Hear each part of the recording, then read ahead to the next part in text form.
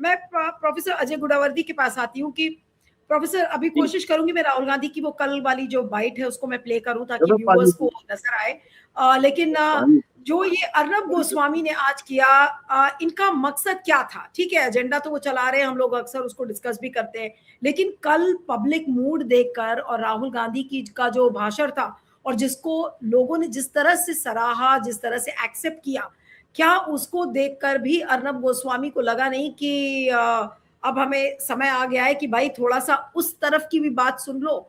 आज भी उन्होंने एक आर्टिफिशियल और एक फेक झूठा लेटर आर्टिकल छाप दिया, वो भी एक झूठे ट्वीट के आधार पर कि एम्बेसी ऑफ इटली ने वो ट्वीट लिखा है। क्या कहेंगे इस पर? ये तो मतलब बिल्कुल डिसमिस करना है, ये तो एक तरीके से रियलिटी को डिसमिस करना है।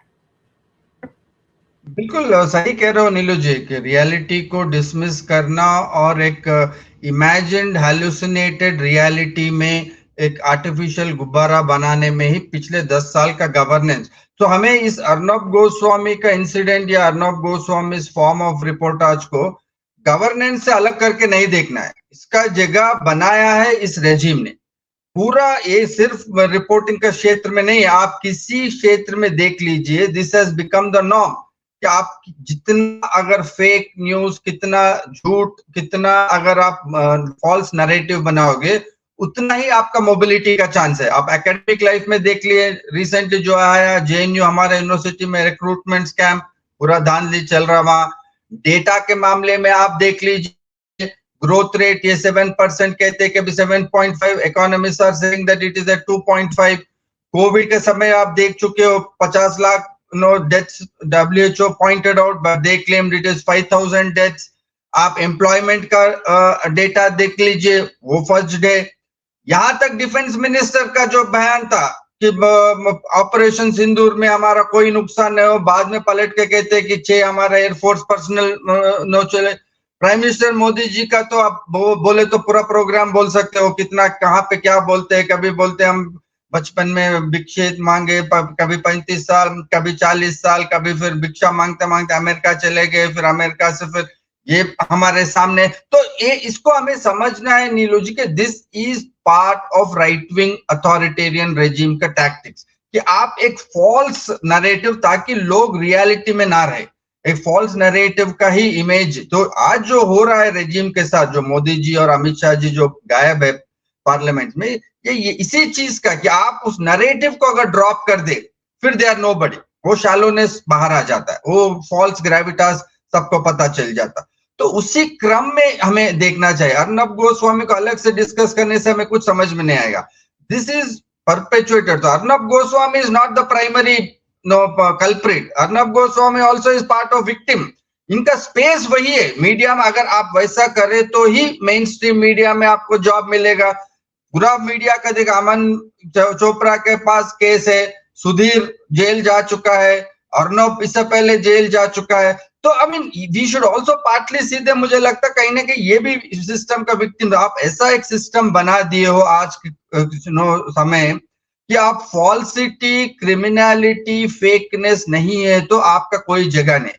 अब हम जैसे लोग हट गए उस सिस्टम से, हम बोले ठीक है, जैसा हम लोगों का प्रमोशन नहीं हो रहा, हम बोले हम एक डिसीजन ले ले, हुआ नहीं हुआ कोई बात नहीं, हम एक some conscious you have to keep, नहीं तो ये तो पागल हो जाएंगे, कुछ भी डेली कुछ भी करवा सकते। तो आप जैसा एक पोजीशन ले लियो, आपका व्यूअरशिप मिले ना मिले, बड़ा चैनल छोटा channel, you said I have to keep my conscience clear, you thought that you are answerable to your kids, they will watch next generation what is happening. हम लोग एक डिसीजन ले। अब अधिकांश लोग जो है इस ट्रैप में पड़ गए, उनको क्योंकि अधिकांश लोगों को एक ऑर्डिनरी सोच रहता है, हम कैरियर कैसे बनाए, अगला प्रमोशन कैसे मिले, अगला घर कहां से खरीदे, अगला वो, उसमें जो है सिस्टम हैज मेड। तो system and this two leaders को हमें ब्लेम करना चाहिए। आज ये अर्नब गोस्वामी का ट्वीट भी उसी सिस्टमिक गवर्नेंस का पार्ट है कि आप फेकरी को ये सिस्टम एनकरेजेस। आप टीवी एंकर्स को देख लीजिए, वही है झूठ बोलना, चिल्लाना।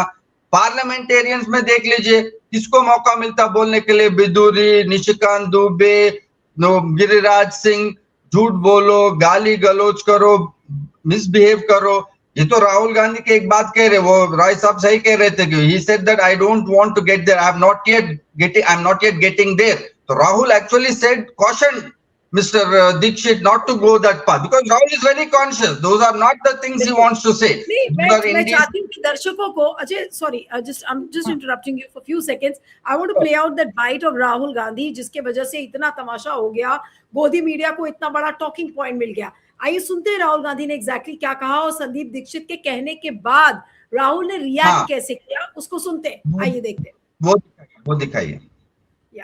कहां से इनके दिमाग में घुस गया, अब अजीब चीजें घुस जाती है, बट इनके माइंड में घुस गया कि foreign policy is this.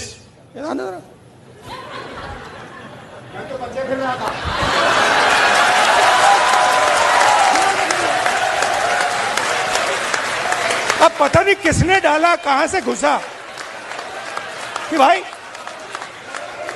Foreign policy का मतलब imagine the ignorance foreign policy. एक चीज पूछ सकता हूं? हाँ, मेलनी समझ के तो नहीं पकड़ा था? I have not reached there yet. But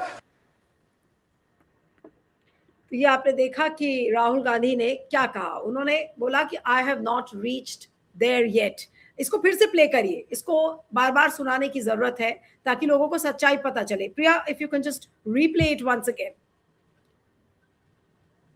का पता नहीं कहां से इनके दिमाग में घुस गया, अब अजीब चीजें घुस जाती है, बट इनके माइंड में घुस गया कि फॉरेन पॉलिसी इज दिस।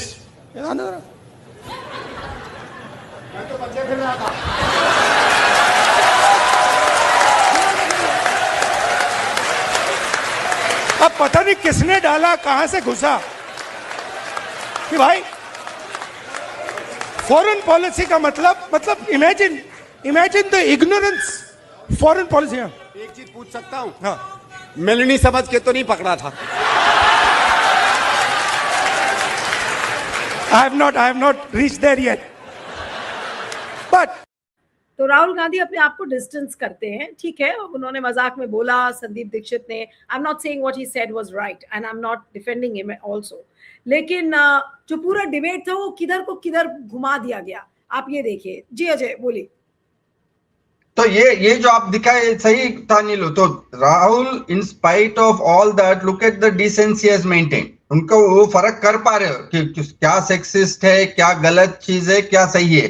वो एक इसी स्पीच में दूसरा पार्लियामेंट का इंसिडेंट भी सुनाते हैं, जो पार्लियामेंट बीजेपी वाले मोदी राहुल को गाली देते हो का एक किसी इसमें फिट नहीं होते, किसी फ्रेम में, किसी खांचे में फिट नहीं होते, उस पे भी आप देखिए राहुल का एक डिसेंट है।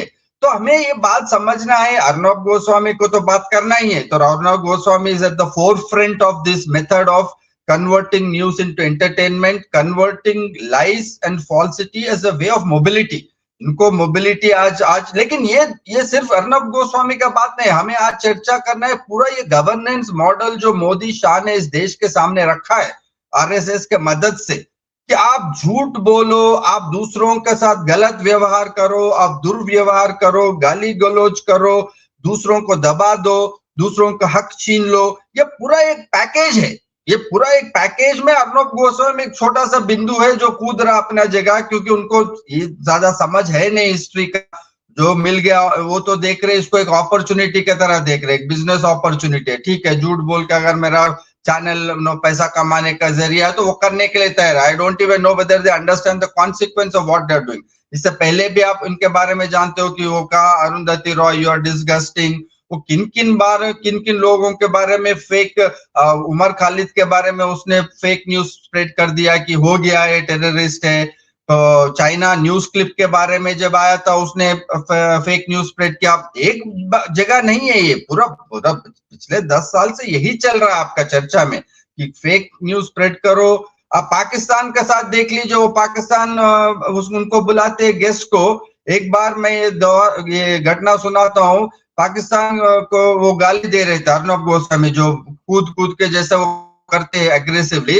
वो पाकिस्तानी गेस्ट बोल दिया, अरे अर्नब अभी 15 मिनट पहले तो मेरे साथ फोन पे आप हंस के बात कर रहे हो, मतलब even that is a drama, it's a fixed drama. आप पैसे देते इन गेस्ट को, बुला के लाते कोई रिटायर्ड आर्मी ऑफिशियल को, ड्रामा करते, नाटक करते नो अटैक करने का, क्रिटिसाइज करने का, और वो पैसे देके करवाते। पार्लियामेंट में वही चल रहा, इलेक्शन में वही चल रहा। तो ये पिछले 10 साल में जो गुजरा, ये कॉकरोचेस का जो यूथ का, स्टूडेंट्स का प्रोटेस्ट था Neelu ji, it was not just about NEET. ये पूरा देश को जिस डायरेक्शन में लेके चले गए कि झूठ के आधार पे आपका जो प्रोग्रेस होगा, मोबिलिटी होगा, इसको नकारते हो नया जनरेशन दिखा कि this is not the kind of India we need, this is not the kind of mobility we want, that we want to go through our hard work, through talent. क्योंकि ये देखिए, इसका जड़ कहीं ना कहीं आरएसएस का लैक ऑफ टैलेंट की वजह से भी। आपके पास टैलेंटेड लोग अगर है तो आप बहस में लगाइए, जैसे यूनिवर्सिटीज में हो रहा। आप हम लोगों से मतभेद रखते हो, ठीक है, हम एक आर्टिकल लिखते, आप 3 लिखिए, हम एक सेमिनार टॉक देते, आप 3 दीजिए। नहीं, वो नहीं कर सकते, क्योंकि टॉक दे नहीं सकते, क्योंकि पढ़ाई करते नहीं है। करना क्या है, दूसरों को इल्जाम लगाओ, दूसरों को टॉक में आके बाधा पहुंचो, उसको रोको। ये जो चल रहा है, आई थिंक कॉकरोचेस सक्सेसफुली, इनको अर्नब को अभी समझ में आ जाना चाहिए। बड़ा तबके का लोग में ये समझ गए, और ये they don't want to go down this path. And Rahul Gandhi through his patiently he has led this honest battle. वो डिसेंसी मेंटेन किए पिछले 10 साल में। उनके बारे में तो पता नहीं न जाने क्या क्या कहा गया, पर्सनल से लेके वो बाहर कहाँ जाते, थाईलैंड जाते, कंगना बोले कि वो उनका आते ही वुमेन फील अनसेफ। मतलब they have tried literally everything about Rahul, but he maintained his decency and patience. This is the other alternative. Arnab is one phase, Rahul is the other phase. और देश, I think, एक कहीं ना कहीं they are rethinking. Youth certainly have decided that is not the path we want to take. हो सकता है उनका माँ बाप अभी पूरा कन्विंस नहीं हो, एक सेक्शन अभी भी बीजेपी के झांसे में आके सोच रहे हो कि ये मेथड सही है, लेकिन बड़ा एक section is rejecting, and that rejection we are seeing very, very clearly.